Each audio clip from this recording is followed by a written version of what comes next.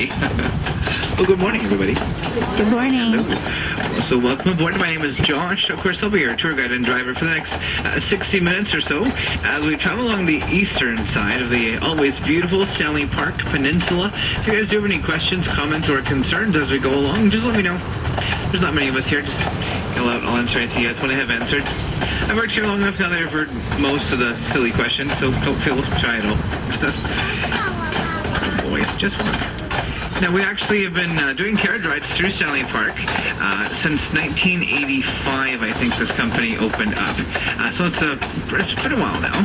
Now, we actually started out of this little place here on the left-hand side. This is where we used to use as our ticket booth. The horses would line up on the left-hand side of the road here. And they had some fences and there were gates that used to swing out there as well. And that would be where you found us. And we were there actually for quite some time. We were there, I think it was from like 96 or something like that up until June of this year. It's actually a pretty long time. So the place you found us in today is all brand new. In fact, it's not even finished yet. It will be completed sometime here within the next few months. So most of the big work is already done over there, but there will be a roof built over the whole top of it, so the horses will be out or inside actually during the rainy season, and they'll be out of the sun during the summer as well. So that'll be pretty good for them when it's all completed over there. So you'll have to come back and see what it looks like in a couple more years. And the horses up ahead of us here today actually don't normally get put together because of the big size difference between them. On the left-hand side is Matlock. This guy is 14, 15, something like that years old. He's been here for a while now. And the other horse on the right-hand side, the much smaller horse over here, is Dan. So Dan is 13 years old, and they are both Percherons. Now the Percheron is a draft horse. Draft meaning is an Old English word meaning to pull. These guys were bred in the 1600s in the central area of France called La Perche, which is no longer around. It's been renamed since then.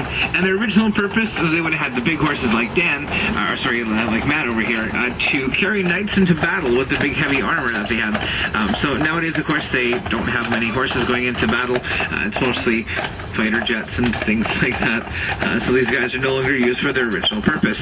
They were repurposed in mostly in the 1800s to be farm horses, logging horses, carriage horses. Carriage horses were the original thing. They were they're called diligent horses, used mostly for royalty, different things like that, the big white horses, of course. And then they moved into being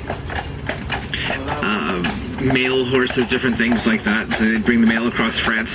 Nowadays, though, they're all over the world. Very, very popular breed. These guys are very different sizes. Matt is kind of an average size for the Percheron. Dan just happens to be very small. No particular reason why he's so much smaller. He just is. It's just a matter of, I'm 6'2". My mom is 5'2". We're the same people, same bloodlines. So just tall ones and small ones. So there you go. Both of these guys, though, were born black. That's one of the things that the Percheron horse does, is it changes color. These guys actually, Dan over here he has a little bit whiter of a tail. Matt has a darker tail. So it just, again, it takes a number of years before they all change to be fully white. So Matt has more of a silvery color, actually. So they will, within the next couple of years, be fully changed over to the white color. And that's a big difference when they're born fully coal black. So there you go. I'll tell you a little bit more about these guys, and as our ride goes on here, like I said, if you have any questions, just let me know. I'll do my best to answer them here for you. Anybody been to Stanley Park before? Nobody at all? Excellent. Well, welcome for your first time in Stanley Park. Do you guys know that we've just been voted to be the #1 park in the world? That's a pretty big title for us to hold. #1 park in the world. Number 2 was Garden of the Gods in Colorado. Anybody been to that one? No, what about Central Park in New York City? Yeah, even there? Excellent, you just went from 3 to 1. You skipped out number 2. Yeah. Excellent, there you go. #1 park in the world. We have over 8 million people a year that come to Stanley Park to visit this place, making to the left here. Making us the #2 most visited tourist attraction in British Columbia. #1 actually is Granville Island. A lot of people go there for the brewery, probably. So there you go. Now, in reference to Central Park, we're actually 157 acres larger than those guys, making us 1,001 acres in size. So 1.56 square miles, around 4 square kilometers. So a pretty big spot. Now we are able to see the water on the right-hand side of us here. This is actually called Coal Harbor. The tide is in right now. When the tide goes out, the distance of the water, the shoreline will move about halfway out to where the boats are out there. So it's a pretty big difference.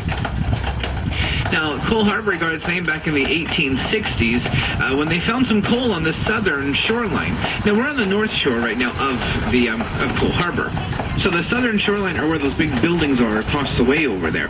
Now, it turned out that the coal was extremely low quality and really didn't amount to much. So all that came of the coal is the name of the waterway. Now, where those the boats are there, that is actually the Royal Vancouver Yacht Club. Now, they are one of the premier yachting facilities that we have here in Vancouver. They actually, it's quite expensive to keep your boat out there. The membership alone, not the monthly fee, but the membership. Like when you go to Costco, you buy your membership. You don't get free groceries. You still have to pay for your stuff. And the membership alone to be out there, if you're over 40 years old, is $29,000. So it's quite expensive. That's just to be able to keep your boat there. Now, they actually participate in some of the big boating challenges they have around the waters. One of them actually leaves the city of Victoria, which is not very far from here, and then heads its way off to Maui in Hawaii. That's over 1,000 miles to go, 1,600 kilometers, and takes 10 to 18 days. It's called the Vic Maui, good name for it, and is a pretty big race. The fastest person nowadays, though, has completed that race in only 9 days and 2.5 hours. We're going to stop here for you guys to get a picture of the Vancouver City skyline on the right-hand side of us here. Boys, Maddie, wait. So here you go. This is Vancouver. The area that you're looking at just on the other side is called the West End. Now, the West End actually gets its name for the train tracks that were located over there for a very long time. Those train tracks were the very west end of them in Canada. Nowadays, this area is actually the highly densely populated square mile in Canada, with over 56,000 people per square mile living over there. A lot of people. Vancouver in general actually has 2.5 million, making us the highest densely populated city in Canada, but we have the third most people. Toronto and Montreal both have more than we do. So there you are, pretty cool spot. The two tall towers that you see side by, or actually they're across the street from each other. The one closer to us is actually the Trump Tower, as in Donald Trump, the future president of the United States of America. No? No. So funny. The building behind that is the Shangri-La Timeshare Hotel at 62 stories, and the Trump Tower is 57. So yeah, there's the two tallest ones in Vancouver. The all-black building that you see just in front and over a couple buildings with the yellow diamond thing on the top was actually used as the Gotham City Tower in the Batman movies over the years. So it's pretty cool. Yeah. A lot of different things are filmed here in Vancouver. It's a pretty busy spot. There's one of those boats leaving over there now. Let's go, boys.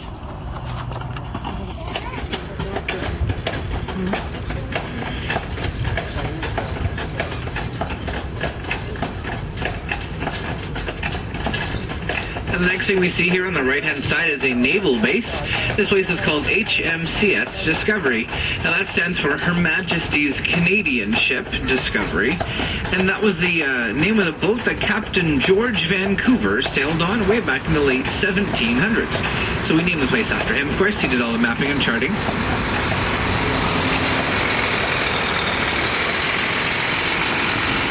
The actual name of the island, the legal name is Dead Man's Island, and gets its name for the First Nations people, or the Aboriginal people of the area, who had a battlegrounds and burial grounds here for very many years. If you look at the gate, though, you can see the gold disc over the letter Y. That's the icon that they have there. The name of the island, again, is, or the naval base, is HMCS Discovery. Now, the word Discovery comes from that logo, which is a disc over Y. Of course, that's how you spell Discovery. That was, again, the flag on Captain George Vancouver's boat. As a naval base, it's a pretty quiet spot. I really don't see much happening out there. The gates, are they open? Yeah, they're open right now. That's about it. Every now and then I see a car coming and going. You never hear any music, you never hear anything happening over there. It's just, that's it. Now, are there cruise ships in today? I don't see any over there. So if the ships were in, they'd be tied up over there at Canada Place, with all the big white peaks just to the right-hand side of us there. Canada Place opened in 1986. as a trade and convention center for the Expo 86, or the World Fair that we held here. A lot of people wanted to move to Vancouver after that, so it's considered to be the year that Vancouver grew up as a city. So the cruise ships come in from March, the bulk of them from March until October, and we have a couple that come through November and December still, but there's only one that comes back every couple days. Every 10 days. But during the bulk of the year, we have over 300 cruise ships that come to here. That's a lot of people on cruise ships. Last year we had 812,000 people coming to town on those boats. Every time a cruise ship comes into Vancouver, each ship on average leaves between $1.5 and $2 million in the Vancouver economy, which is an awful lot of money. So we definitely are very based on our cruise ships, and we like them here quite a bit. Now, that is a trade and convention center, but because of the cruise ships going through there so often, it's often used, it's so busy that they had to build another trade and convention center, and that's a building just to the right of it with all the green grass up on the roof. Actually, that's the world's largest living roof with over 6 acres of grass. That building opened up in 2010 for the Winter Olympics as the broadcast center, or the media broadcast center. That's all the news reporters were. It's also, you'll find Harbor Air, all the seaplanes that you see coming and going are going right into that building. And here on the left-hand side, we are actually at the totem poles. This is the #1 most visited place in Stanley Park every year. You do get to hop off here if you wish and take a look at these guys. We have a scheduled stop here for around 5 or 6 minutes or so. So if you want to hop off, take a look. Totem means mark of my family, and they were carved by the First Nations people, mostly between here and Alaska, to tell the story of their family, story of their people, or any other historical happenings or events that they wanted to pass along as well. So jump off here, take a look at